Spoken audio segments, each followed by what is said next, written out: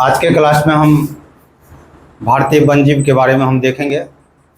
और भारतीय वन्यजीव के बारे में सबसे पहले ये जानेंगे कि पूरे विश्व स्तर पर जिस प्रकार से जैव विविधता पर बल दिया जा रहा है, उसी प्रकार से हमारे भारत सरकार के द्वारा भी जैव विविधता को बनाए रखने के लिए और जैव विविधता से संबंधित उसे संरक्षण करने के लिए सरकार के द्वारा जो है वन्यजीव पर खास करके विशेष ध्यान दिया जा रहा है। तो यहाँ पर भारतीय वन्यजीव के बारे में जानेंगे। तो भारतीय वन्यजीव क्या है कि भारत में ये जैव विविधता जो है, जैव विविधता में क्या है, समृद्ध देश है। जैसे पूरे विश्व में बहुत सारे देश जैव विविधता में अपना स्थान रखता है, तो हमारा देश भारत भी जैव विविधता में अपना समृद्ध स्थान रखता है। और इस प्रकार से अगर देखें तो विश्व के कुल जीव का लगभग 7 से 8% भारत में निवास करते हैं। विश्व के कुल जीव का लगभग 7 से 8% भारत में निवास करते हैं। और इस वन्यजीव के संरक्षण के उद्देश्य से भारत सरकार के द्वारा एक अधिनियम लाया गया। उस अधिनियम का नाम है वन्यजीव संरक्षण अधिनियम 1972। वन्यजीव संरक्षण अधिनियम 1972 जो कि प्रभावी यानी लागू जो हुआ है ये 1973 से लागू हुआ है, 1973 से। इस प्रकार से वन्यजीव के संरक्षण के पर्पज से भारत सरकार के द्वारा वन्यजीव को जो है वह 3 सूची में बांटा गया है, जिसमें खास करके जो रखा गया है जिसे वन्यजीव अभयारण्य। अगर वन्यजीव अभयारण्य की बात करेंगे तो भारत में कुल वर्तमान में अभी लगभग 565 है। वही जब आप बात करेंगे भारत के राष्ट्रीय उद्यान की बात करेंगे तो राष्ट्रीय उद्यान की संख्या लगभग 106 या 7 के समथिंग में है अभी वर्तमान में। ये बढ़ता रहता है। इस प्रकार से भारत का बायोस्फीयर रिजर्व, ये बायोस्फीयर रिजर्व एक बहुत बड़ा पारिस्थितिकी तंत्र है, जिसके अंदर में खास करके कोर क्षेत्र होता है, बफर क्षेत्र होता है, उसके बाद संक्रमण क्षेत्र होता है।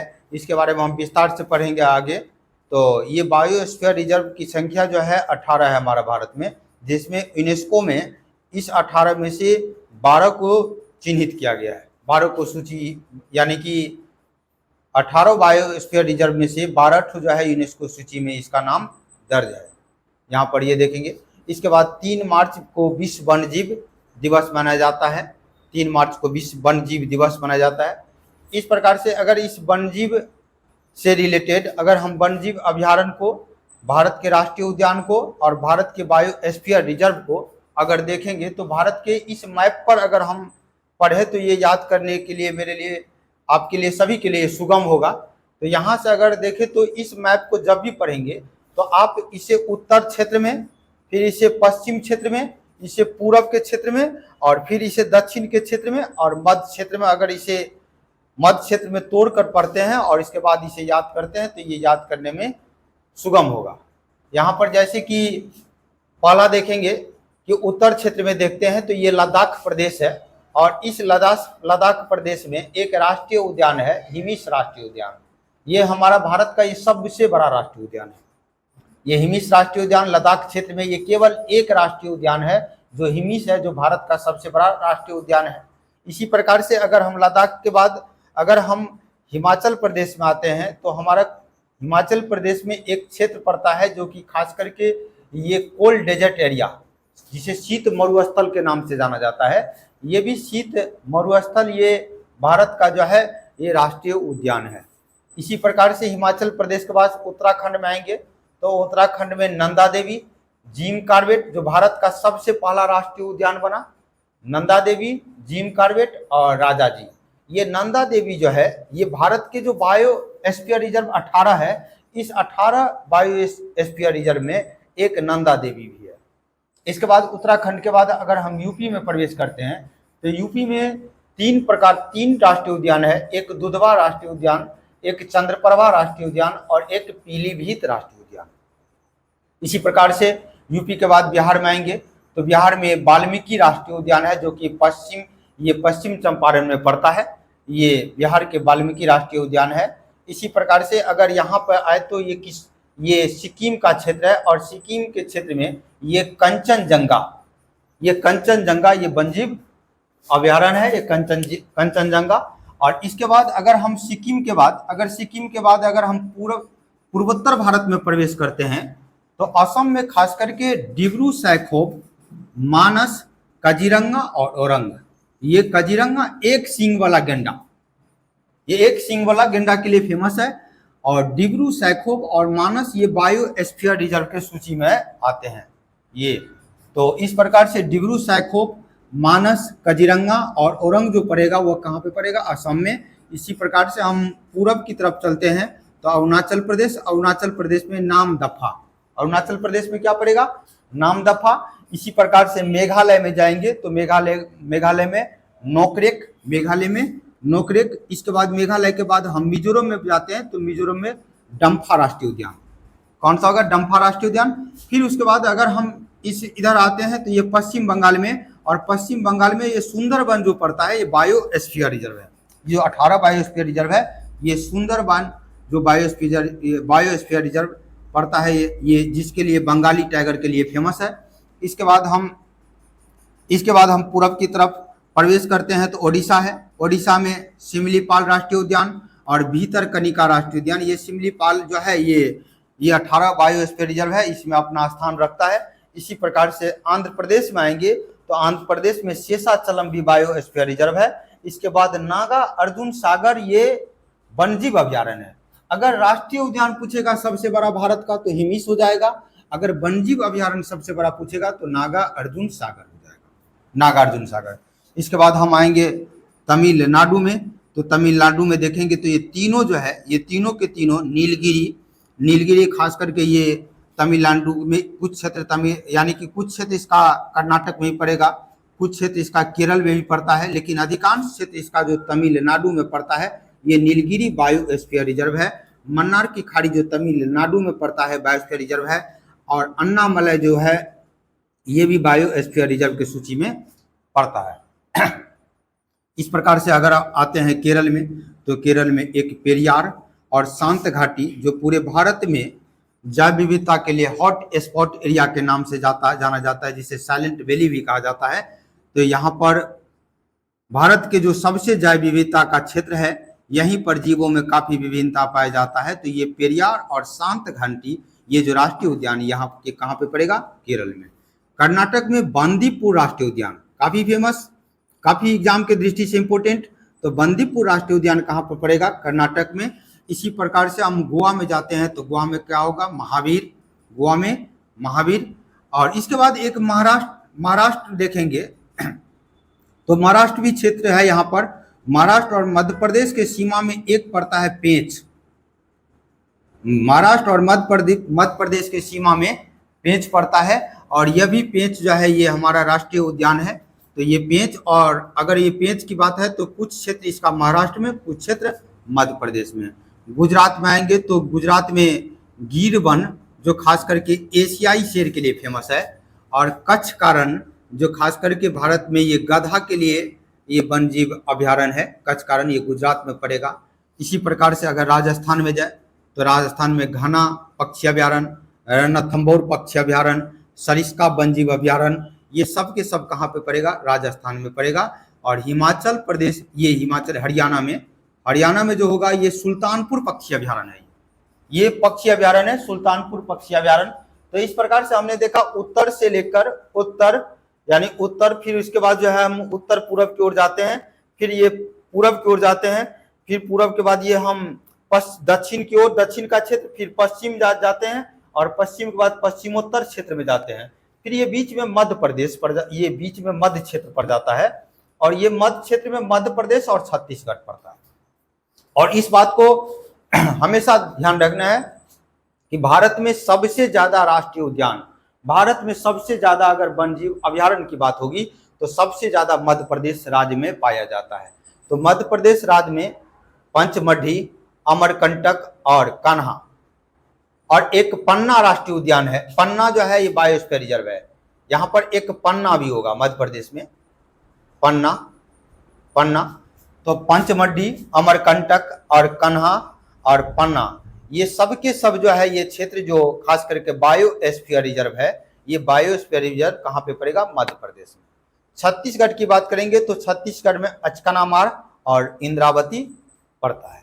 अगर इसको एक बार अगर हम फिर से उत्तर से पढ़े थे, अगर दक्षिण से इसको हम रोटेशन करके पढ़े तो दक्षिण से अगर हम पढ़ते हैं तो दक्षिण में देखेंगे यहाँ पर, तो दक्षिण में इधर से अगर पढ़ें तो बायोस्फीयर रिजर्व तमिलनाडु में क्या आ जाएगा, नीलगिरी, फिर क्या आ जाएगा, मन्नार की खाड़ी, फिर क्या आएगा, अन्नामलय, फिर इसके बाद अगर आंध्र प्रदेश में आएंगे तो शेषाचलम आएगा, नागा अर्जुन सागर जो भारत का सबसे बड़ा वन्यजीव अभ्यारण्य है। अगर इसके बाद ओडिशा में आएंगे तो ओडिशा में सिमलीपाल, भीतरकनिका, और इसके बाद पश्चिम बंगाल में आएंगे तो सुंदरबन जो टाइगर रिजर्व एरिया है। इसके बाद अगर मिजोरम में आएंगे तो डम्फा वन्यजीव अभ्यारण्य, इसके बाद जो मेघालय में आएंगे तो नोकरेक, अरुणाचल प्रदेश में नामदफा, असम में डिब्रू सैखोव, मानस और काजीरंगा और ओरंग। इसके बाद अगर हम सिक्किम की बात करेंगे तो सिक्किम में कंचनजंगा, बिहार की बात करेंगे तो वाल्मीकि जो है ये बाघ अभ्यारण्य क्षेत्र है जहाँ पे टाइगर के ये रिजर्व एरिया है। और इसके बाद यूपी की बात करेंगे तो दुधवा, चंद्रप्रभा और पीलीभीत ये राष्ट्रीय उद्यान है। इसी प्रकार से उत्तराखंड की बात करेंगे तो नंदा देवी, इसके बाद जिम कॉर्बेट जो भारत का सबसे पहला राष्ट्रीय उद्यान है, राजा जी, उसके बाद जो है यहाँ पर हिमाचल प्रदेश में शीत मरुस्थल, उसके बाद लद्दाख को देखेंगे तो लद्दाख में आ जाएगा भारत यानी कि लद्दाख का एकमात्र राष्ट्रीय उद्यान हिमीस जो सबसे बड़ा राष्ट्रीय उद्यान है।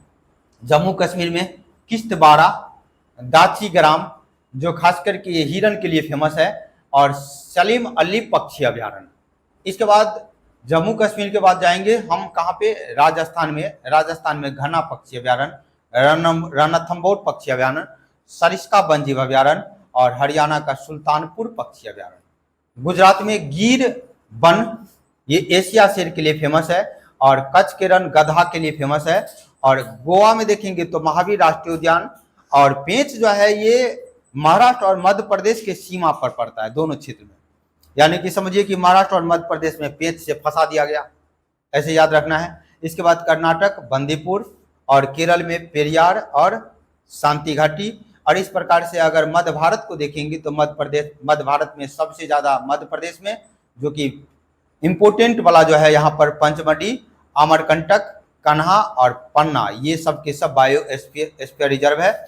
और उसके बाद अचकनामार छत्तीसगढ़ में और इंद्रावती। और एक बायोस्फीयर रिजर्व जो हमारा पड़ता है वह अंडमान और निकोबार का जो ये क्षेत्र है, इस निकोबार में जो सबसे ग्रेट निकोबार है ये भी एक बायोस्फीयर रिजर्व क्षेत्र है, ये भी एक बायोस्फीयर रिजर्व है।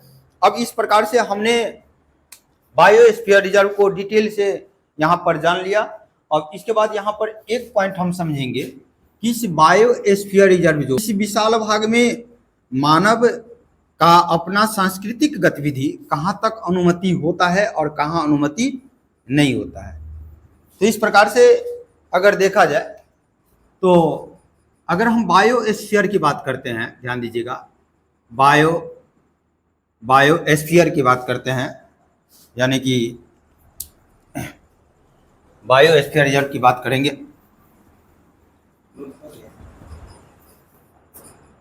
तो बायोस्फीयर में देखेंगे,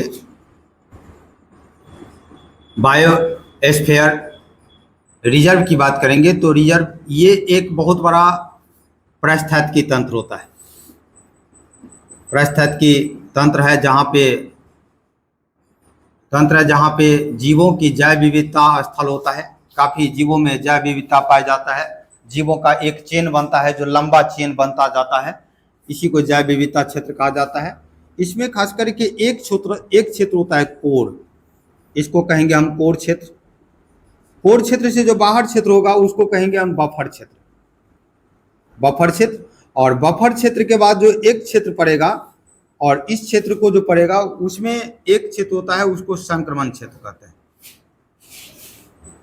संक्रमण क्षेत्र होगा। और इस कोर क्षेत्र जो होता है, ध्यान देंगे, ये संक्रमण क्षेत्र है। ये संक्रमण क्षेत्र ये ऐसे क्षेत्र होते हैं जहां पे मानव अपना कृषि कर सकता है,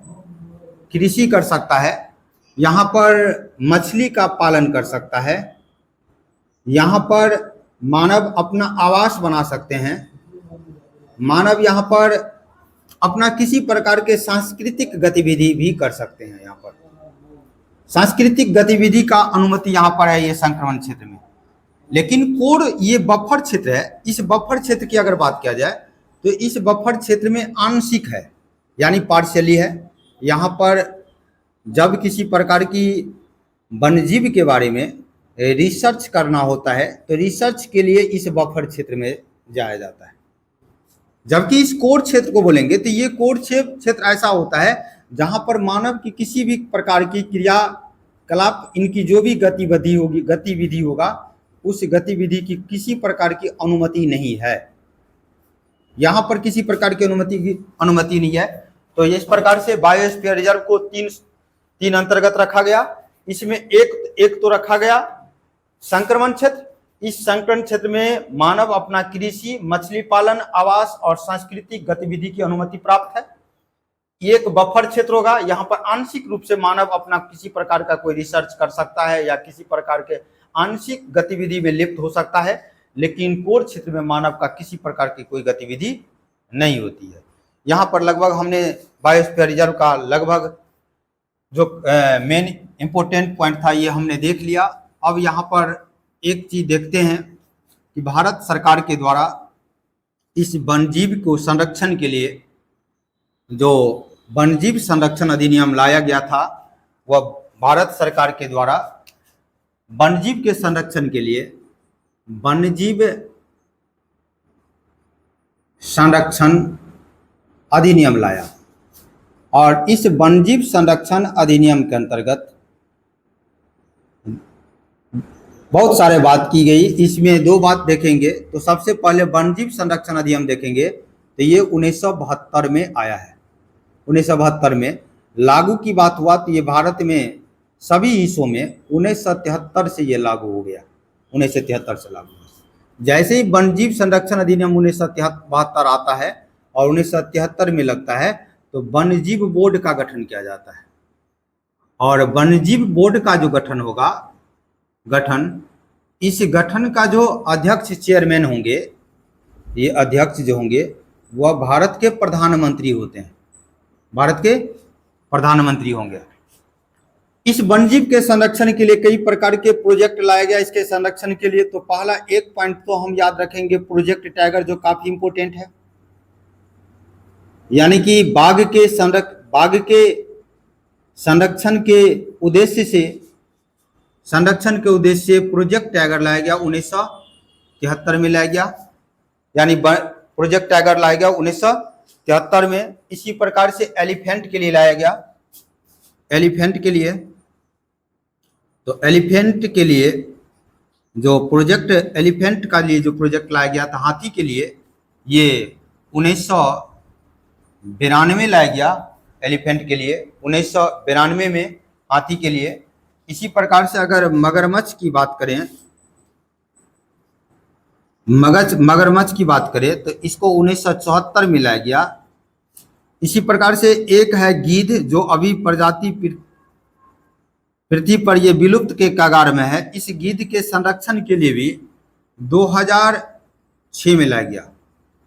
ये बात ध्यान रखना है कि ये क्वेश्चन एक चीज पूछता है, गीध जो आज संकटग्रस्त है, इसका कारण क्या है? तो यानी कि पशुओं के लिए जो गाय होती है, वह दुधारू पशु जो होती है, उस दुधारू पशु के लिए एक दवा का प्रयोग किया जाता है। उसका नाम है डाइक्लोफेनॉक दवा का नाम है। और इस डाइक्लोफेनॉक को जो है इस दुधारू पशु पर यूज करने के कारण से इसका प्रभाव इसके मरने के बाद भी उस पशु पे रहता है। जब यह पशु मर जाते हैं तो इसी पशु के मृत शरीर को जब ये गीध खाते हैं तो डाइक्लोफेनॉक के कारण से गीध प्रजाति पृथ्वी पर विलुप्त की स्थिति में आ चुका है। तो कभी भी पूछ सकता है कि गीध का जो संकटग्रस्त है वह किसके कारण से है? तो डाइक्लोफेनॉक दवा के कारण से, जो दुधारू पशु के लिए यूज किया जाता है। एक इंपॉर्टेंट है, भारत में राष्ट्रीय जलीय जीव बनाया गया था, वह गंगा का डॉल्फिन, गंगा नदी डॉल्फिन का जो है प्रोजेक्ट निकाला गया था, और ये 2009 में। और इस प्रकार से पूछ सकता है कि भारत का राष्ट्रीय जलीय